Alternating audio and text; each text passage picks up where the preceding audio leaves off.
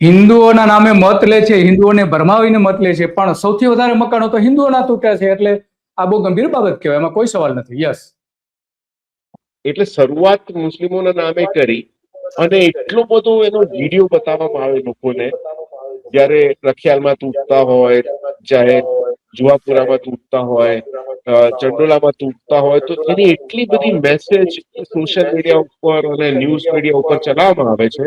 પછી ધીરેથી જઈને ઈસનપુરની અંદર 800 હિન્દુઓના મકાનો તોડી નાખે છે, ત્યારે ન્યૂઝની અંદર ખબર જ આવતી નથી. 2000 થી વધારે મકાનો સાબરમતી અને મોટેરામાં તૂટી જાય છે, તેની બી ખબર ક્યાંય આવતી નથી. એટલે પીડિત રોવે છે કે અમે વોટ બીજેપી ને એના માટે જ આપેલા હતા. તમારે તો સબક મુસ્લિમોને આપવાનો હતો. તમારે પ્રતાડિત તો મુસ્લિમોને કરવાના હતા. તમે હવે હિન્દુઓને કેમ પ્રતાડિત કરી રહ્યા છો? અને યસ, યસ, જે 21 વાત મકાનો સાચી. તૂટ્યા, એ તો અપરકાસ્ટ લોકો હતા, પટેલો હતા, એ તો બ્રાહ્મણો હતા.